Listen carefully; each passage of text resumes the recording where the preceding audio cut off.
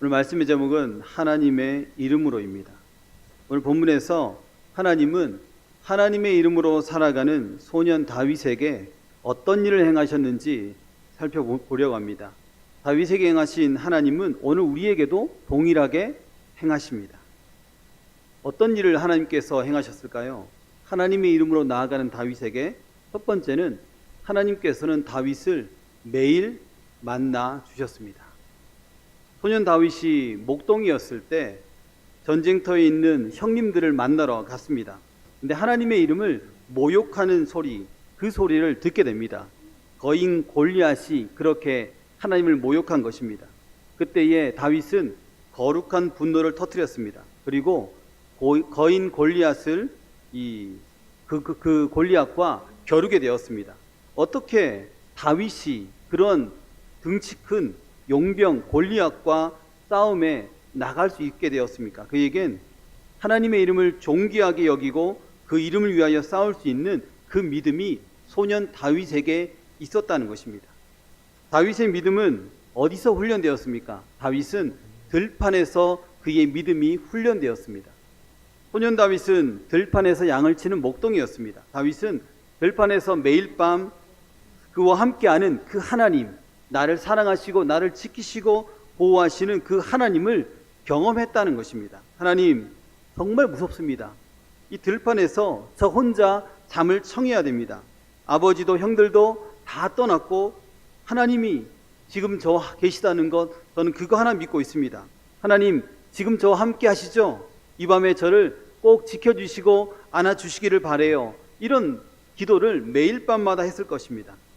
들판에서의 하나님과의 지속적인 만남, 매일의 만남은 다윗이 하나님을 더욱 신뢰하게 했습니다. 하나님도 다윗을 신뢰했고 다윗도 하나님을 신뢰했습니다. 사람과 사람 사이에 믿음이 쌓이면, 신뢰가 쌓이면 사람에게 돈을 맡기죠. 그러나 하나님과 사람 사이에 신뢰가 쌓이면 하나님께서는 더 큰 믿음을 맡기십니다. 다윗은 어렸으나 매일 하나님을 만났고 다윗의 믿음은 점점 더 커져만 갔습니다. 그런데 어느 날 사자와 곰이 나타나 양을 물고 갑니다. 다윗은 가만히 있을 수 없습니다. 아버지가 자신에게 맡긴 양 한 마리도 놓칠 수 없었습니다. 하나님, 곰과 사자가 제가 소중히 여기는 아버지가 제게 맡긴 양을 물고 갑니다. 저는 포기할 수는 없습니다. 하나님 저와 함께 해주십시오. 저 양을 도로 찾게 해주십시오. 그렇게 기도했을 것입니다. 사무엘상 17장 34절 35절입니다. 다윗이 사울에게 말하되 주의 종이 아버지의 양을 지킬 때에 사자나 곰이 와서 양떼에게 새끼를 물어가면 내가 따라가서 그것을 치고 그 입에서 새끼를 건져내었고 그것이 일어나 나를 해하고자 하면 내가 그 수염을 잡고 그것을 쳐 죽였나이다. 아멘. 하나님께서 들판에 함께 하셨던 것 같이 사자와 곰과 싸울 때도 하나님은 다윗과 함께 하셨습니다. 그를 담대하게 하셨습니다. 사자와 곰을 쫓아가 그것들을 쳐 죽이고 아버지가 자기에게 맡긴 그 양들을 도로 찾아왔습니다. 맹수들과 싸울 때 자신을 지켜주신 하나님을 이 다윗은 매일마다 경험했습니다. 이 다윗은 들판에서의 믿음이 쌓였고 또한 지키고 싶은 양떼를 위해 이 물맷돌의 반복적인 훈련의 경험을 통해서 이 하나님이 나와 함께 하심을 확신했습니다. 다윗의 고백을 한번 들어보겠습니다. 시편 16편 8절입니다. 같이 읽겠습니다. 내가 여호와를 항상 내 앞에 모시며 그가 나의 오른쪽에 계심으로 내가 흔들리지 아니하니로다. 아멘. 이 고백이 저와 여러분들의 고백이 되기를 소망합니다. 유영만 교수는 자신의 책 코나투스에서 이렇게 말했습니다. 밑바닥 진실을 온몸으로 겪어낸 사람의 언어는 다르다. 생생한 체험의 흔적과 경이로운 깨달음이 빛나는 아름다운 무늬로 채색되어 있다. 이 다윗의 이 고백은 이 유영만 교수의 표현대로라면 생생한 체험의 흔적과 경이로운 깨달음이 빚어내는 아름다운 문이다라고 말하고 있습니다. 이 다윗의 소유한 믿음은 팔딱거리는 물고기처럼 생생한 믿음, 살아있는 믿음이라는 것입니다. 우리의 믿음이 이와 같이 팔딱거리는 물고기처럼 생생하고 살아 꿈틀거리는 믿음이 되기를 바랍니다. 작은 경험이 쌓이면요, 담대한 믿음이 우리 가운데 주어집니다. 작은 믿음이 쌓이면 더욱 큰 일까지도 우리가 감당할 수 있게 됩니다. 그래서 우리는 기도의 자리, 예배의 자리, 또한 하나님의 말씀을 묵상하는 자리에서 매일마다 주를 만나야 됩니다. 그리고 주님께 기도하고 응답받는 횟수가 많아져야 됩니다. 우리가 익히 아는 조지 뮬러 목사님, 5만 번 응답받는 목사님이라고 잘 알려져 있습니다. 그는 목회도 했지만 고아원 사역으로 더 잘 알려져 있습니다. 그가 고아원을 열었을 때 사람을 의지하지 않고 오직 하나님만 의지하겠노라 하고 다른 것 아니고 오직 기도에만 전념했습니다. 기도만 하고 하나님만 믿으면 우리 하나님께서 우리를 먹이고 살리신다는 것을 교인들에게 보여주고 싶어 했습니다. 하나님께서 그의 기도에 매일마다 응답하셨습니다. 그의 기도가 이러합니다. 기도를 시작하세요. 하나님은 기도를 가르쳐 주십니다. 낙심하지 마세요. 하나님은 열매를 보여주십니다. 항상 기도하세요. 하나님은 염려를 없애주십니다. 자주 하나님께 찾아가세요. 하나님은 자주 응답을 주십니다. 매일 기도하세요. 하나님은 매일 도와주십니다. 일평생 기도하세요. 하나님은 일평생 도와주십니다. 그리고 영원히 함께 하십니다. 이게 조지 뮬러의 기도입니다. 매일, 자주, 일평생 하나님께 기도하시길 바랍니다. 작은 믿음의 경험이 쌓여서 큰 믿음을 소유하는 우리 모두가 되시기를 소망합니다. 이제 다윗은 자신과 자신의 양떼를 넘어 이제는 지키고 싶은 것이 또 하나 있죠. 하나님의 이름입니다. 작은 목동 다윗은 거인 골리앗을 보아도 조금도 두렵지 않습니다. 매일 기도에 이 작은 믿음의 성취가 있었기 때문이죠. 쌓였기 때문입니다. 그리고 다음과 같은 유명한 말을 남겼습니다. 사무엘상 17장 45절입니다. 다윗이 블레셋 사람에게 이르되 너는 칼과 창과 단창으로 내게 나아오거니와 나는 만군의 여호와 이름 곧 내가 모욕하는 이스라엘 군대의 하나님의 이름으로 내게 나아가노라. 아멘. 다윗이 신뢰했던, 다윗이 믿었던 이 하나님은 모든 군대의 총사령관, 만군의 여호와이십니다. 그 하나님이 저와 여러분의 하나님이심을 믿으시길 바랍니다. 다윗이 들판에서 의지했던 하나님은 저와 여러분의 하나님이십니다. 다윗이 사자와 곰으로부터 지키셨던 그 하나님은 저와 여러분을 지키시는 하나님이십니다. 우리에게도 살다 보면 이런 골리앗 같은 넘기 힘든 상황이 직면할 때가 있습니다. 또한 그런 상황에 또한 그런 사람을 만날 수도 있습니다. 그 사람, 그 상황을 생각할 때 잠 못 이루고 두통 속에 시달릴 때도 있습니다.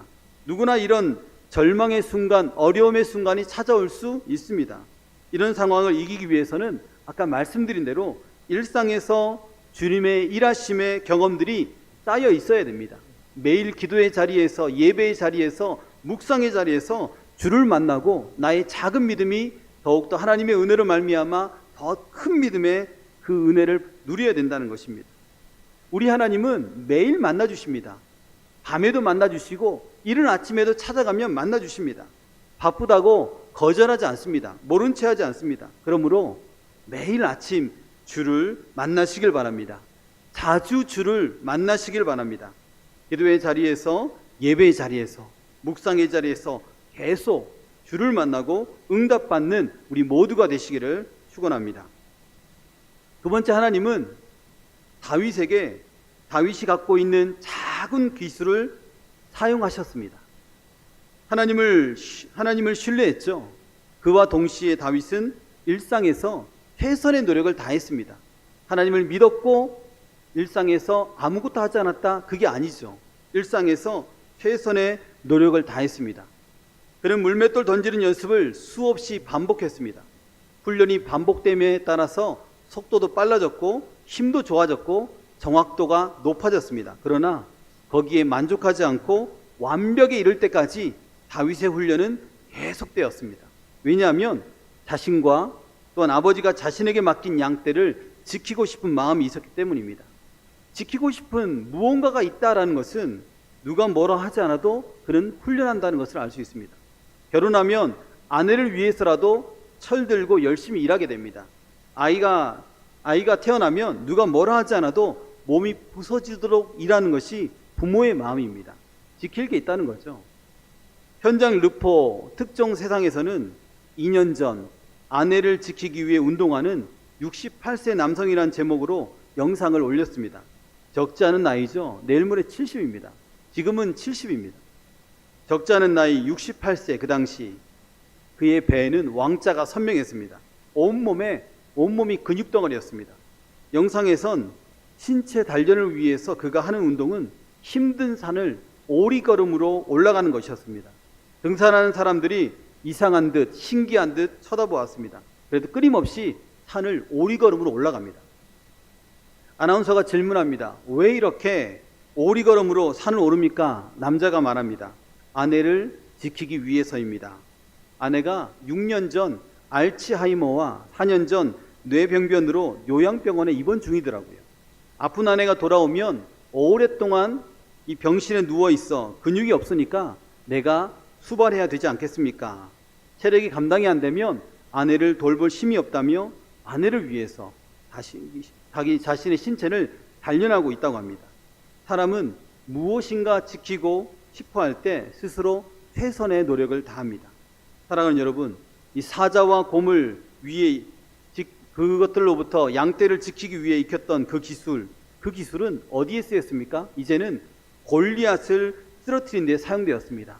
누구 때문에요? 하나님의 이름을 지키기 위해서라는 것입니다. 저는 젊었을 때 이 배운 이것들이 있는데 용접도 조금 배우고 배관도 조금 배우고 다 조금 배웠는데 결국에는 남는 게 별로 없더라고요. 참 후회가 됩니다.